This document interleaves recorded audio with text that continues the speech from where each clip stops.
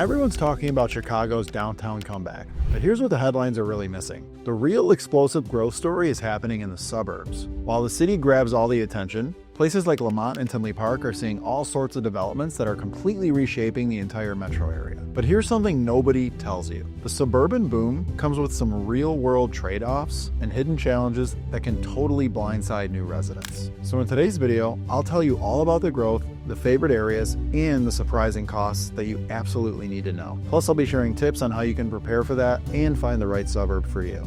All right, let's start with some numbers. These are going to blow your mind. The Chicago metro area recorded the 9th largest population gain among the U.S. metro areas. And check this out. Almost all of this growth is happening in the suburbs, not downtown Chicago itself. The Chicago area saw a net gain of 70,762 residents in 2024. The result is a suburban development boom unlike anything we've seen in recent years. And I'll show you what I mean. So what's really fascinating is where this growth is actually happening. While the inner suburbs closer to Chicago proper have struggled, the western and further out suburbs have absolutely seen phenomenal demand and population growth. We're talking about communities that are drawing families, empty nesters, and young professionals, and they're making smart choices about where they want to build their lives. The region has added nearly 13,000 jobs over the year as of May 2024, and we're seeing particular strength in the education and health services sectors, which added 22,200 jobs. Healthcare and social assistance jobs have grown by 8,700. However, professional services employment has declined by 30,400 over the year. But this job growth is creating what economists call a virtuous cycle. Good jobs attract residents, residents create demand for housing, housing development creates more jobs, and the cycle just keeps on going. The Chicago Fed's analysis shows the 7th district has experienced sustained job growth. This creates the kind of economic foundation that supports long-term suburban development. And we'll be talking about exactly that in a minute. But here's what most people miss. The regional economy has diversified in ways that make it incredibly resilient. Unlike previous decades when Chicago was heavily dependent on manufacturing and commodity trading, today's economy spans technology, finance, healthcare, logistics, and professional services. No one industry makes up more than 13% of the total economy. That diversification means suburban communities aren't as vulnerable to single industry downturns. Before I explain what's going on here, if you're not subscribed to the channel yet, go ahead and do it. Every week you get the kind of local expertise on Chicago suburbs that you will not find anywhere else. Plus, you'll never miss when I drop those game-changing insights that could save you thousands of dollars. So let's talk about what's actually driving families and professionals to make the move to Chicago suburbs. So understanding this is crucial if you're actually thinking about joining the migration wave. First up is affordability, and this is where Chicago suburbs have a massive competitive advantage. While housing costs have gone up, they stay substantially lower than in comparable markets like California, New York, or Washington, D.C. We're talking about situations where a professional who might pay over $900,000 for a basic home in Silicon Valley can get a beautiful single-family home with a yard in a top-rated school district for $400,000 in Orland Park, or even less than that in some other suburbs like Tinley Park. And hold that thought because I'll cover some amazing suburban choices in a second. But affordability isn't just about housing costs, and we'll get to that too by the end of our video.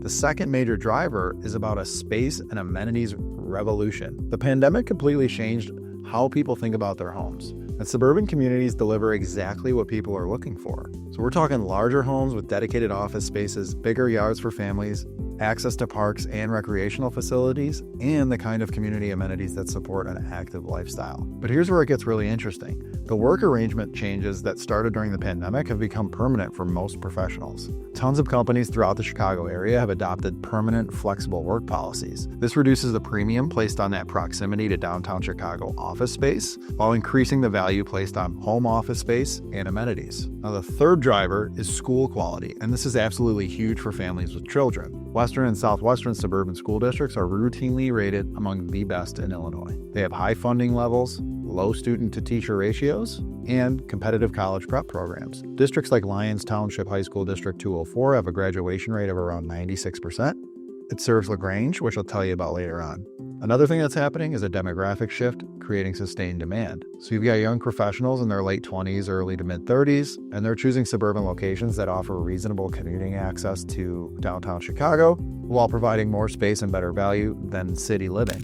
Empty nesters are looking to downsize from larger suburban homes, but they want walkable downtowns and cultural amenities. And families with children are prioritizing quality school districts and family-oriented community features. And wait until you hear about this infrastructure investment that these communities are making. This is where the story gets really exciting. But which suburbs are leading this growth? I'll show you right now. Choosing the right community can make or break your suburban experience. Starting with Lemont, this community gives you something that you cannot find in many suburban areas. Its authentic historic character combined with strategic location advantages. The median home value in Lemont is around $527,000. We'll get to more affordable areas soon, but hear me out. The housing market in Lemont is what we call balanced but competitive. Homes typically sell at or slightly above the asking price, and the average sale takes around 43 days. This gives buyers a somewhat reasonable time to make decisions without the frenzied pace that you see in some markets. The housing mix is dominated by single-family homes with limited condo options. But what makes Lemont amazing is its position along the Illinois and Michigan Canal National Heritage Corridor.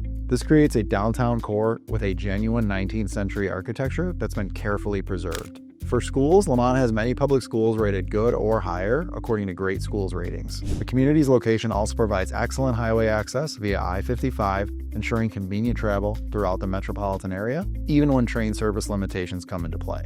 All right, next is LaGrange, and LaGrange is a premium position within the community. It has a median home value of around $590,000, and homes are selling around 70% above their asking price in some circumstances. The community has really created what we've called an urban-suburban hybrid, which is incredibly rare because the downtown district has over 35 restaurants and diverse retail options, creating a walkable environment that rivals many urban neighborhoods. So you'll find a concentration of dining, shopping, and entertainment that creates a true destination environment. However, your transportation access is phenomenal. The BNSF railway line provides express service to Union Station in as little as 30 minutes. For daily commuters to the city, this represents a huge time and cost savings compared to driving alternatives. The market dynamics on LaGrange are extremely competitive. Homes sell after just 30 days on market, often above listing price due to bidding wars. The housing mix is over 65% single-family homes, so it's really great for smaller family units. Palos Heights is experiencing solid appreciation among our featured suburbs, with a 2% year-over-year price growth, bringing the median home value to around $400,000. This steady appreciation reflects the community's unique advantages, especially its amazing access to natural areas and outdoor recreation. Before I tell you about that, though, it's important to note the community recently established a new tax increment financing district for basic corridor improvements, which shows proactive municipal leadership that's actually focused on property values and community amenities. Over 90% of the units in Palos Heights are owner-occupied. This indicates a healthy mix of homeowners. So Palos Heights has an incredible direct access to the Palos Trail system as well, connecting thousands of acres of forest preserve and natural areas. For active families, outdoor enthusiasts, this is a recreational amenity that's not available in a lot of suburban communities. Next on our list is Tinley Park, which offers a great overall value proposition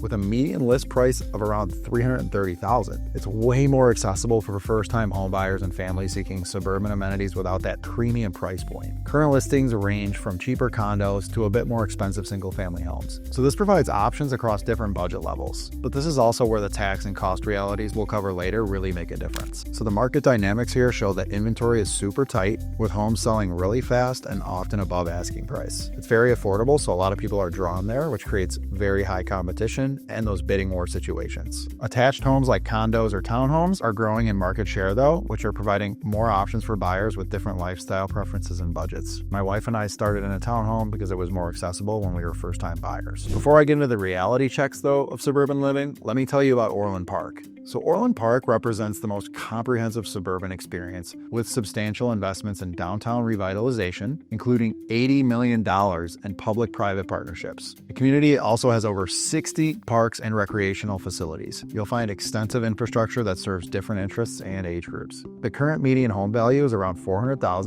and the composition is similar to Tinley Park with owner occupancy rates over 85%. The community's approach balances this established character with ongoing growth and development initiatives. Okay, let's get into the nitty-gritty. We've talked about all the nice stuff, all the nice things about these suburbs, but what I'm about to present might completely change your perspective on suburban living. We're going to talk about the realities and trade-offs that most people don't discover until after they've moved here. So yeah, we're getting into the part that most people don't want to talk about, but you absolutely need to understand this before making a suburban move. These are the realities that can make or break your experience, and ignoring them can cost you both financially and in terms of your quality of life. So listen up. Let's start with commuting, because this is where many new suburban residents get their first reality check. All the featured suburbs offer commuter rail access into Chicago through the metro, but the quality and the frequency of service may vary dramatically. So back to LaGrange. LaGrange has a premium transportation access through the BNSF railway line, with the commute times as short as 30 minutes to Union Station. And the annual cost for a monthly pass would be around $900 for Zone 2, making it the most cost-effective option for daily commuters across the year. Tinley Park residents use the Rock Island District, with commute times of 35 to 45 minutes that go into LaSalle Street Station. Train frequency is every 20 to 30 minutes during peak hours, and the annual cost is about $1,300 for a Zone 3 monthly pass. Then, Orland Park and Palos Heights rely on the Southwest service line, which provides more limited service with commute times of 40 to 50 minutes.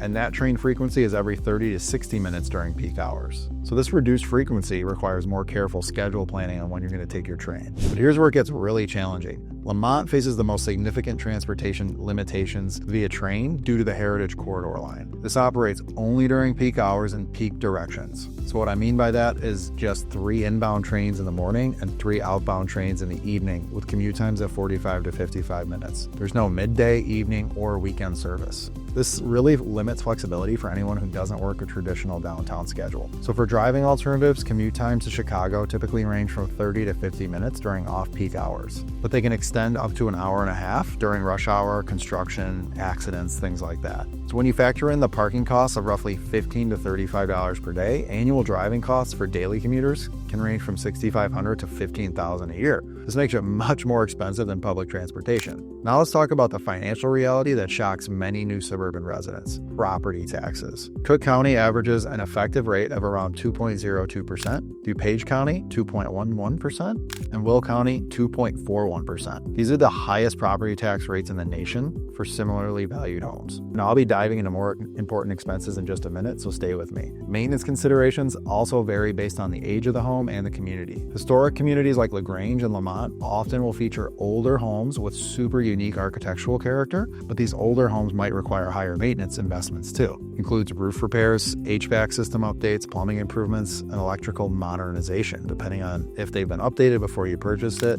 Okay, so speaking of costs, let me tell you about the most common ones and what mistakes to avoid when you're dealing with them. Here's the information that can save you thousands of dollars and prevent major headaches. These are financial shocks and critical mistakes that trip up suburban movers every time. The biggest surprise for first-time suburban buyers is the property tax sticker shock. Many buyers focus on the monthly mortgage payments during the home shopping process, but they don't fully account for the impact of high property tax rates on their monthly housing costs. In some cases, property taxes can add $700 to $1,000 in monthly housing expenses. This completely changes your affordability calculations and your buying power. What makes it worse is that property tax assessments can increase over time. So for example, a home that might have reasonable property taxes today might have significant increases as the area that it's in invests in infrastructure improvements. Competition and bidding wars are another major challenge that catches the buyers off guard. Popular suburbs are seeing fierce competition, with multiple offers becoming the new normal rather than the exception. Buyers need to be prepared to move quickly, offer above list price, and sometimes waive contingencies to win in certain situations. And these might create time pressure and emotional stresses that can lead to poor decision making. Many buyers end up compromising on important features or overpaying due to competition fatigue. New construction is also not as common as in previous years, with buyers often facing wait lists or premium pricing for new builds. But the biggest mistake that I see buyers make is underestimating total home ownership costs beyond the mortgage payment. When you factor in property taxes, utilities, maintenance, and transportation costs, the total annual increase can go a lot over your home's original price. Another critical mistake is ignoring local school district nuances when you have or plan to have children. While all these suburbs offer educational opportunities, the specific programs and facilities and performance levels, they vary a lot between the school districts. Some districts excel in the STEM programs, while others focus on arts or athletics. So visiting schools and reviewing the data is really critical, rather than just counting on general ratings. Before I tell you how to deal with all this, you should also know that HOA or special assessment research gets overlooked by most buyers as well. That's mainly true in newer developments or communities with shared amenities. So these fees can range from $100 to $500 a month, and they may include special inspections for major improvements or repairs that can cost thousands of dollars. So make sure you and your agent, when you're searching for a home, review all this before you close. Okay, so what exactly can you do about these hidden costs? The solution to avoiding these mistakes is doing your due diligence that goes beyond basic home inspections and the price comparisons. Review your local tax rates. Consider consulting with local tax experts to understand the potential of the future increases of those taxes, and research neighborhood comparables and ask about upcoming developments or municipal projects that might impact property values or your taxes. Then, drive your potential commute during actual weekday morning and evening rush hours to measure travel times that are real rather than just relying on estimates. It's also smart to visit specific neighborhoods at different hours and days of the week to understand traffic patterns, noise levels, and community activity. Also, request detailed documentation on HOA fees, special inspections, and municipal service charges when considering homes in managed communities. Review community development plans that you might have access to so you can understand the potential future costs or improvement that might impact your budget.